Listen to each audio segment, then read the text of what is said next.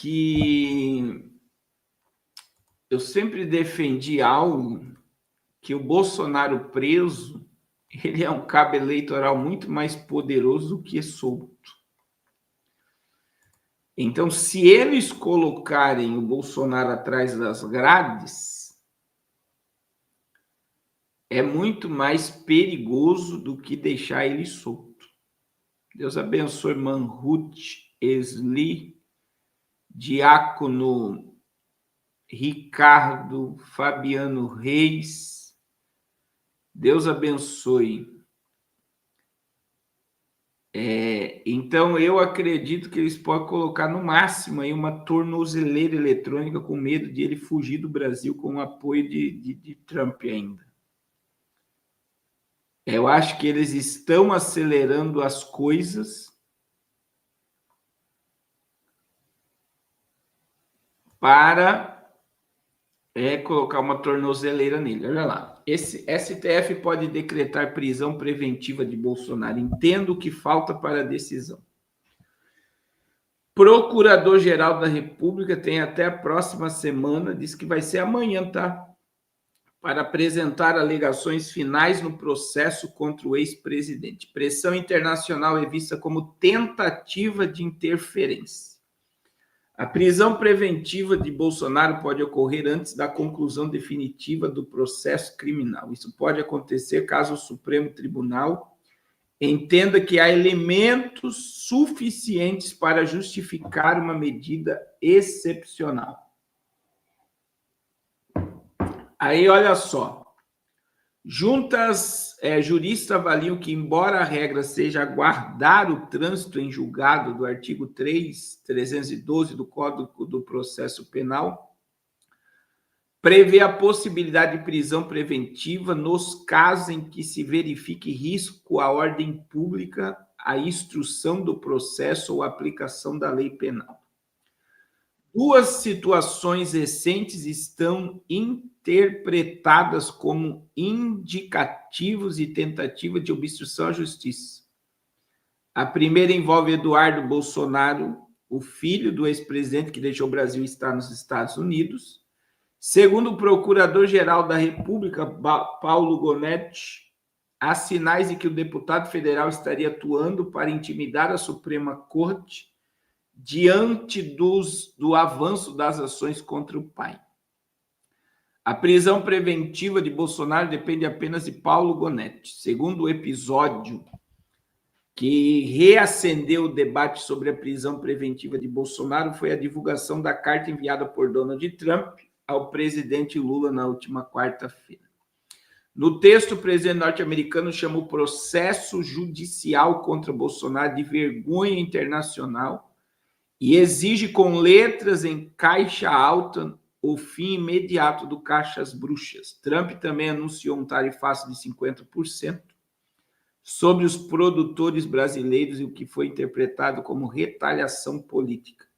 Apesar disso, especialistas em direito penal ressaltam que, neste momento, os elementos apresentados ainda não seriam suficientes para justificar a prisão preventiva do ex-presidente. Caso entenda que as condições legais estão presentes, caberá ao Procurador-Geral da República, Paulo Gonetti, solicitar formalmente a medida ao STF, algo que ainda não ocorreu. Caso não haja esse pedido, a prisão preventiva de Bolsonaro só poderá ser executada após uma eventual condenação definitiva, com todos os recursos esgotados.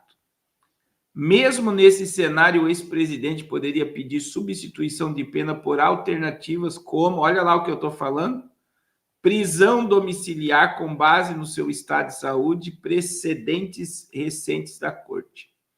A expectativa é que Gonetti entregue suas alegações finais no processo na próxima semana e até lá permanece a dúvida sobre o documento que trará alguma manifestação sobre um eventual pedido de prisão preventiva. Então, eles estão usando aí, né? Eles aceleraram o processo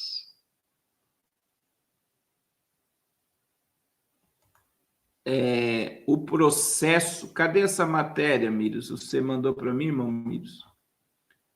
do áudio,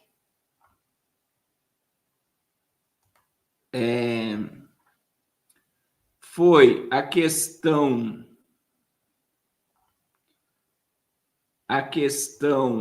do Eduardo Bolsonaro estar lá, e também dizem, né, que ele está interferindo na questão das decisões de Trump contra a Suprema Corte. E o segundo é a questão da carta que Trump mandou ao Brasil, declarando que é totalmente injusto o que estão fazendo com o ex-presidente. E aí eu vou dizer para vocês a minha opinião, eu já disse isso em outras lives, eles vão colocar uma tornozeleira eletrônica em Bolsonaro e vão colocar ele em prisão domiciliar. Então, para dizer que ele não foi para trás das grades. Eu acredito que é essa visão que vai acontecer. Eles irão... A imagem já vai voltar, meus irmãos. Eles irão colocar uma tornozeleira eletrônica no ex-presidente. E eu acredito, né? Eu acredito piamente que haverá aí uma comoção nacional, haverá manifestações, haverá muita coisa, né?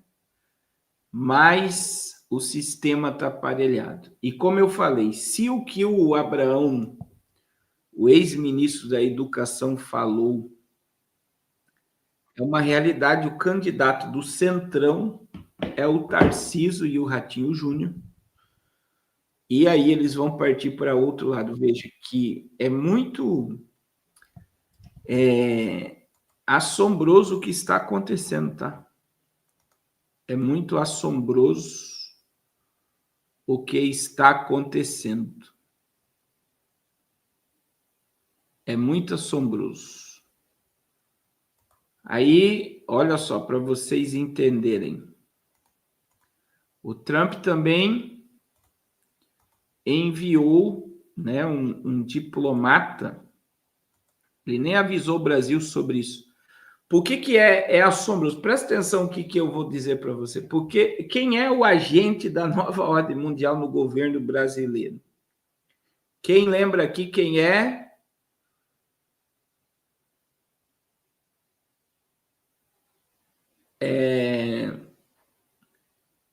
Quem é que comanda? É o Temer. E o Temer e o Kassab querem, presta atenção, o Temer e o Kassab, eles querem que o Tarcísio e o Ratinho Júnior sejam candidatos a presidente. Seriam eles os candidatos do Centrão. E se existe um sistema mesmo, eles estão querendo, de alguma forma, fazer com que Bolsonaro seja apenas um cabo eleitoral da próxima eleição e não seja ele o candidato e nem a sua esposa candidata. É provável que o PL ainda lance a Michele só para tirar votos da esquerda, e se for para o segundo turno, a Michele se une ao Tarcísio, e aí dá como ganha a eleição no segundo turno. Essa é uma previsão, tá? É uma previsão que pode acontecer. E é o que o sistema pode estar pintando aí. Olha lá, Donald Trump nomeou um diplomata militar de defesa no Brasil sem qualquer consulta ou convite ao governo Lula. O Brasil, crise diplomática se agrava. Trump nomeia adido militar no Brasil sem notificar o governo Lula. O governo dos Estados Unidos oficializou a nomeação de um novo adido de defesa para atuar na embaixada americana em Brasília. A cerimônia ocorreu sem aviso prévio do Itamaraty, sem a presença de autoridades brasileiras e sem qualquer gesto de cortesia institucional, o que rompe com a prática da diplomacia tradicional entre os países aliados. A medida vem poucos dias após a imposição de uma tarifa de 50% sobre produtos brasileiros, incluindo têxteis, carne bovina, café. A decisão anunciada por Trump em discurso público vinculada diretamente à sobretaxa, ao que classificou como uma perseguição política contra Jair Bolsonaro em referência às decisões do Supremo Tribunal e do governo Lula. Fontes diplomáticas avaliam que a nomeação sem consulta foi um gesto calculado nos bastidores. Diplomatas americanos criticam o alinhamento de Lula a regimes ditatoriais. Então, olha só, Trump enviou um militar ao Brasil, e nem português ele fala, tá?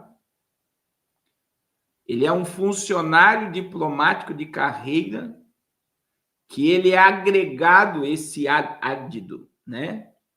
Ele é agregado à embaixada ou à ligação do seu país no estrangeiro como representante de interesses específicos militar. Então, veja bem, ele enviou um militar para se agregar à embaixada americana no Brasil, e ele vem, esse militar que nem português fala, ele vem para tratar de assuntos específicos. Quer dizer, Trump enviou um militar de um alto escalão que nem português fala para vigiar as decisões que o Brasil vai tomar. Talvez é alguém que tenha contato direto com o presidente americano.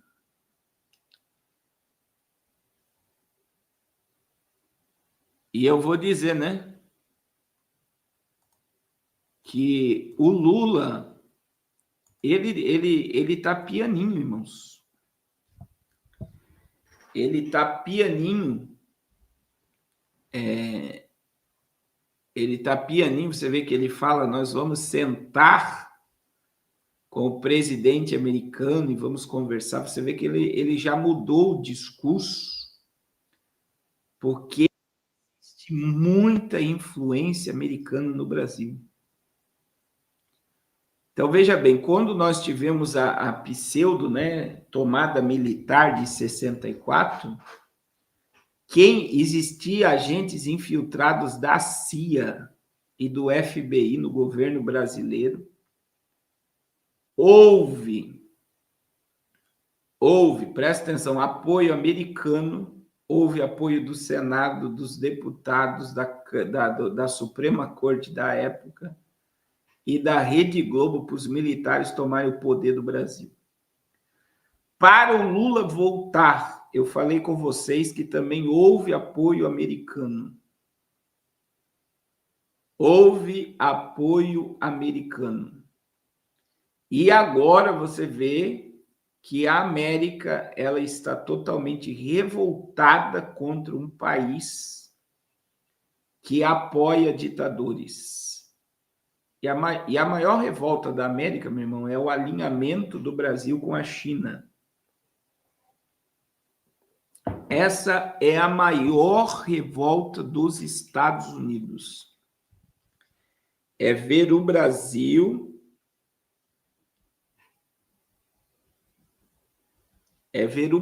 alinhado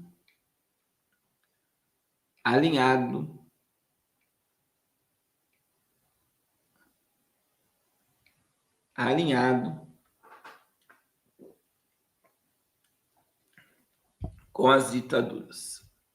Então, veja que esse militar que chegou, ele vai ter acesso aos militares brasileiros. Então, é para monitorar até o exército brasileiro. Então, são coisas, né? E aí há um... Vamos ampliar isso daqui, irmãos, porque o que eu creio que está acontecendo? Eles estão desmoralizando o Lula. Veja, ele apareceu na The Economist desmoralizado, a Alemanha desmoralizou ele, e agora ele apareceu em um jornal americano sendo desmoralizado. Então, o Lula está sendo desmoralizado internacionalmente. Eles vão tirar o Lula e vão colocar a direita no poder no Brasil novamente. E aí, por quê? Porque há um movimento gigantesco para que isso aconteça. O mundo pendeu para a direita. Vocês perceberam que o mundo pendeu para a direita, irmãos? Principalmente no Ocidente? Então, veja, nós temos um papa de direita, um presidente americano de direita, um presidente argentino de direita, presidente paraguaio de direita, e o Brasil, né, vai voltar para a mão de uma pseudo-direita, que aí eles chamam aí de centrão. Agora, assume um novo presidente, dá aquela sensação de que as coisas vão dar certo, mas depois de uma quebra que está aí, nós estamos caminhando uma queda livre para uma quebradeira, o próximo presidente do Brasil, ele assume um país totalmente quebrado, como os Estados Unidos assumiu, e aí vem muito controle social. E aí o povo, como é que o povo fica? Direita, esquerda, esquerda, direita, direita, esquerda. E para quem não assistiu o Round Six, o Round Six mostrou como funciona isso claramente, irmãos. Eu não sei aqui quem assistiu o Round Six, o segunda temporada e a terceira temporada, eles dão uma opção ao povo de votar. A gente vai fazer algo democrático e é vocês que vão escolher. Quer dizer, se vocês quiserem sair, é só vocês votar, cada um vai receber sua parte do dinheiro. Olha só, cada um vai receber sua parte do dinheiro e vocês vão sair. Só que agora, no Round 6-3, você vê que aqueles que estão assistindo as pessoas se matar, ele já sabe a decisão que o povo vai tomar. Por quê? Primeiro, eles programam o cérebro dos competidores para tomar a decisão que os criadores do jogo querem. Então, quer dizer, o povo acha que é eles que estão votando, mas eles já foram programados. Eles já foram programados para rejeitar. Então, veja, as pessoas acham que é elas que estão votando. As pessoas acham que é elas que estão tomando decisões. As pessoas acham que é elas que estão fazendo as coisas acontecer. E, infelizmente, irmãos, não são as pessoas. O sistema manipula antes e as pessoas... A imagem já vai voltar, irmãos. E as pessoas tomam a decisão. É assim que funciona. Então, muita gente não percebe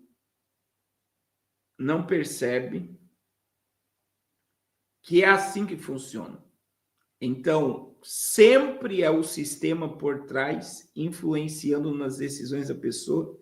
E depois que eles influenciam as pessoas a tomar a decisão, eles dizem, vocês que escolheram o que vocês estão vivendo. Então, aí eles colocam a culpa no povo por ter colocado ou votado e dizendo que isso é democracia. Isso nunca foi democracia. E, infelizmente, poucas pessoas conseguem ter esse entendimento. Infelizmente, irmãos, de que é tudo manipulado. Requena, está dizendo se é pecado orar pela volta de Jesus. Eu vou dizer, nunca foi pecado orar, né? Eu acho que a melhor oração é que eu esteja pronto quando Jesus voltar. Essa é a melhor oração, né? Que nós possamos estar prontos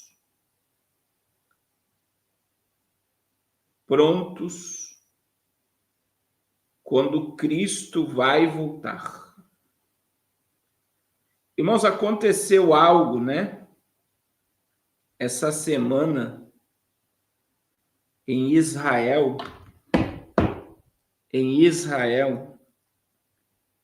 que a irmã Luciana, né? Ela mandou para mim